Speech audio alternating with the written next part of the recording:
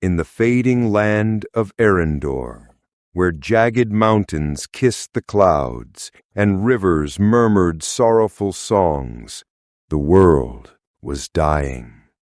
The great flame, once a radiant orb of pure, vibrant energy, was gone, stolen by the cruel sorcerer Caliph, who craved its power for his dark desires. Without it, forests withered, crops shriveled, and hope was nothing more than a fading ember. Yet a prophecy remained. One marked by ash and starlight will find the flame and restore the heart of the world. In the quiet village of Emberfall lived Orin, a young blacksmith's apprentice.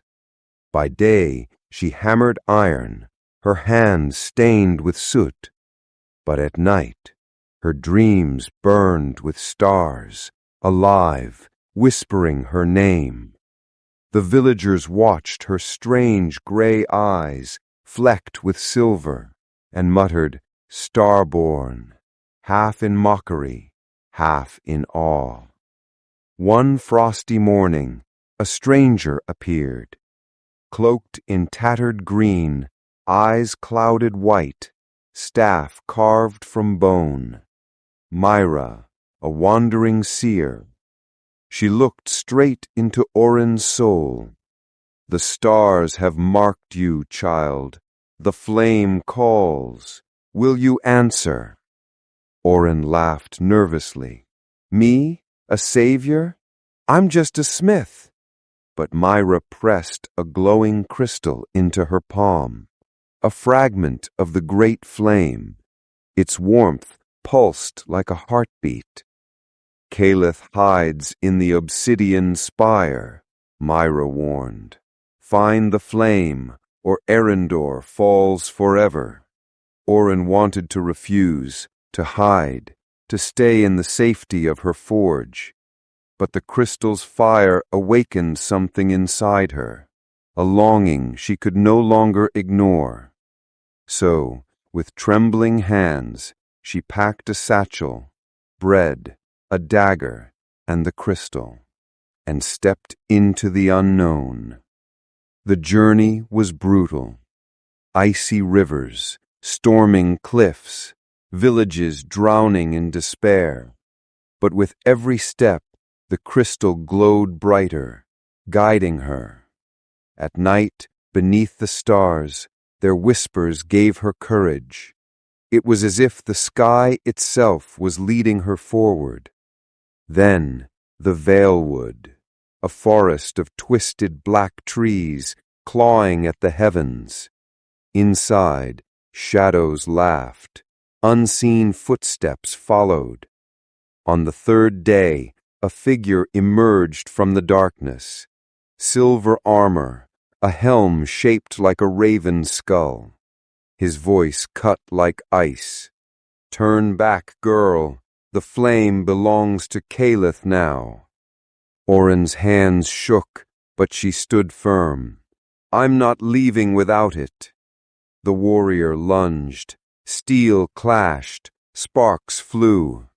Orin fought, not with skill, but with the strength of the forge. She struck his arm, drew blood. Then the crystal blazed, blinding him, long enough for her dagger to pierce his armor. The warrior collapsed and dissolved into ash. All that remained was the raven's helm. Shaken but unbroken, Orin pressed onward. The river carried her to the obsidian spire, a tower black as night, stabbing the clouds. Inside, shadows writhed, torches burned blue, the air crackled with dark magic. At its peak, Orin found it, the great flame, flickering weakly, trapped in a cage of dark crystal. And before it, Caliph himself. His eyes burned with stolen fire. "So, the Starborn comes, a child playing heroics, The flame is mine. With it, I will remake Arendor in my image." Orin raised her crystal. "It doesn't belong to you." Caliph roared, unleashing a storm of shadows. Pillars shattered, darkness struck like lightning. But Orin remembered the whispers. "The cage! Break it!" She sprinted through the chaos, slammed the crystal against the cage. Crack! Again! Crack! Caliph screamed, his magic surging, but Orin stood firm, tears burning her cheeks. She struck one final time, and the cage shattered. The flame erupted free, its light blinding, glorious, consuming Caliph in a scream of smoke and nothingness. The tower trembled, stones collapsing, but Orin fled, the flame floating beside her. Outside, the Valewood bloomed, sunlight pierced the canopy, flowers erupted from the soil. Arendor was reborn. When she returned to Emberfall, the villagers gasped. Above their square the great flame rose high, burning bright, painting the world in color again.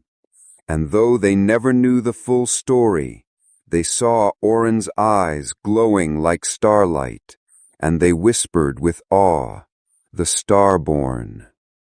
Orin returned to her forge, the clang of her hammer steady, sure. But at night she gazed at the stars, not whispers now, but a chorus, a song of thanks.